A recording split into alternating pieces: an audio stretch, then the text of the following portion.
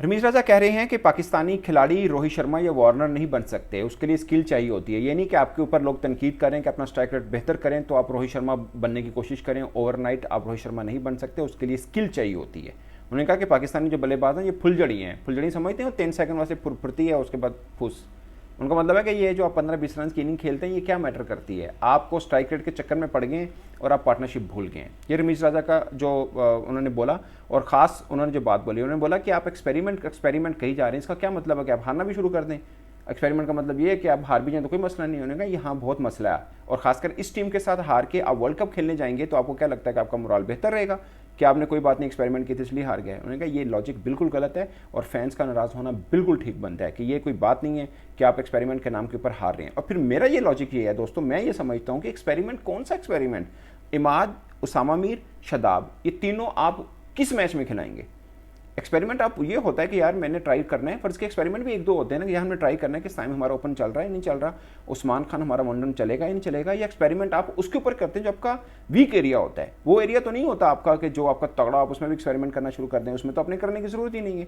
आपने देखना है कि साइम जब हमारा ओपन है या नहीं है, ठीक है ओके, उस्मान खान वनडन पे खेल सकता है या नहीं खेल सकता, आप उनको खिला लें। फान एजली को आपने सारे मैचेस खिलाने थे, वो इंजर्ड हो गया, कोई बात नहीं, बट आपने वो आपकी थिंकिंग ठीक है, उसमें हम क्रिटिसाइज नहीं कर रहे हैं। मगर ये कौन सा एक्सपेरिमेंट है कि आप तीनों स्पिनर डाल दें फिर आप शदाब को बॉलिंग नहीं, आप ये एक्सपेरिमेंट करें कि शदाब खान को हम एज ए बैट्समैन खिलाएं।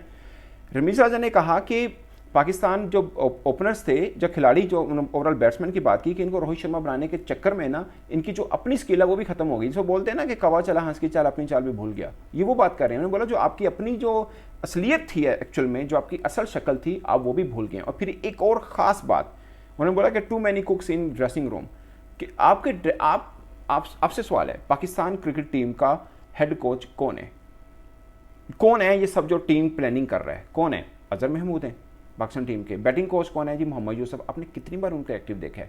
और फिर Wahab Riaz senior team manager, वो क्या है? वो खुद कहते हैं कि हमने जो प्लान आउट किया उसकी इंप्लीमेंटेशन करानी है हमने। तो फिर हेड कोच कौन है?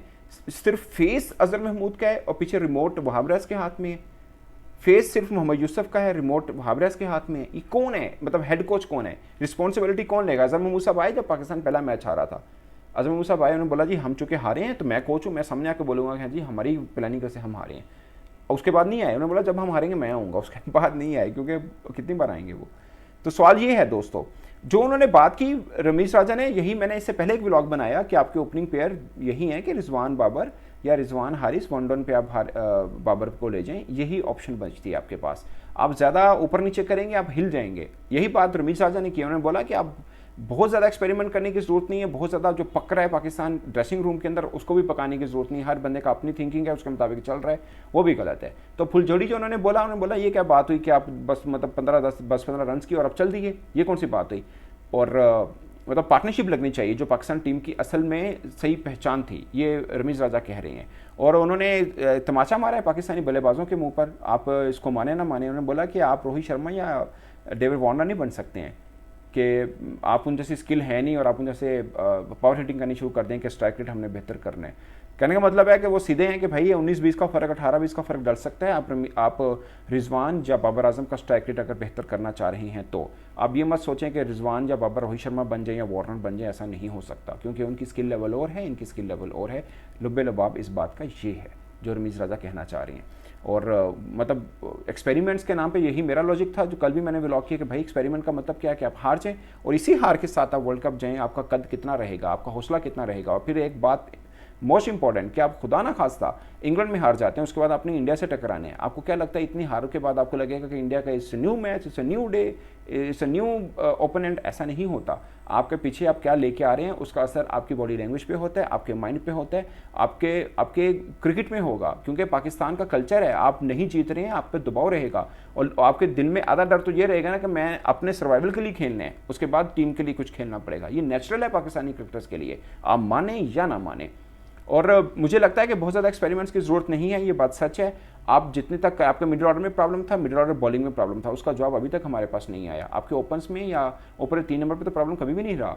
आपके कहाँ रहा है उस वक्त प्रॉब्लम? आप हारते हैं मिडिल में, हारते हैं भले वो बॉलिंग हो भले वो बैटिंग हो, दोनों सूरतों में आप मिडिल ऑर्डर में हारते हैं। आमिर ने आकर थोड़ा बेहतर किया आपकी बॉलिंग को, आप इसको मान लें कि उनके आने से बेहतरी ज़रूर हुई है, मगर आप क्या ये कॉम्बिनेशन कहीं पे भी ट्राई आउट करेंगे जो अब आपके पास है कि आप जाएंगे इमाद वसीम के साथ भी, शादाब खान के साथ भी और उसामा मीर के साथ भी?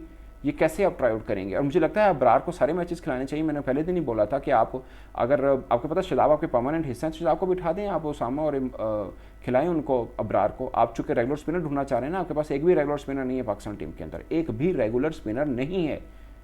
आप जा रहे हैं T20 वर्ल्ड कप खेलने के लिए, तो क्या होगा वो सबको पहले पता है, मगर अब इतनी मायूसी फैलाने की ज़रूरत नहीं है। मुझे लगता है कि Pakistan best in the worst यही हो सकता है कि आप जो आपके पास ओपनर्स थे बचे हुए उन्हीं के साथ जाएं और उसी कॉम्बिनेशन के साथ जाएं। बहुत ज़्यादा छेड़छाड़ करने की शायद इस वक्त ज़रूरत नहीं है, वो टाइम गुजर चुका है जहाँ पर तैयारी करनी है। अब सर पे आपके बिल्कुल इम्तिहान है, आप इसमें मतलब रिवाइज़ कर सकते हैं, पहली नई किताब को उठाकर पढ़ नहीं सकते, मुझे ये लगता है। और बहुत ज़्यादा टाइम है नहीं, तो बाबर रिजवान और हारिस या साइम या उस्मान, ये तीनों में से कोई एक आपका वनडन पोजीशन पे होगा।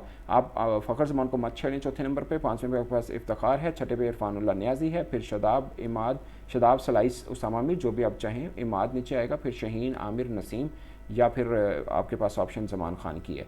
और अभी जो लड़ाई ये होनी है कि आपके पास पांचवा फास्ट बॉलर जो आपने 15 में डालना है वो कौन सा होना है। वो हारिस रऊफ होगा, वो आपके पास अब्बास अफरीदी होगा या जमान खान होगा। ये बड़े बड़े किस्से भी छुड़ने हैं। अभी तो मसला हमारी उसका शुरू हो गया जो हमारी कभी स्ट्रेंथ हुआ करती थी, वो है ओपनर। ये तो हमारी T20 में स्ट्रेंथ हुआ करती थी, वो अब हमारी सबसे बड़ी कमजोरी बन गई है। तो दोस्तों आपकी क्या राय, अपने राय कमेंट के साथ में जरूर आएगा। मेरे से अब तक के लिए इतना ही, इजाज़त दीजिए, अल्लाह हाफिज़।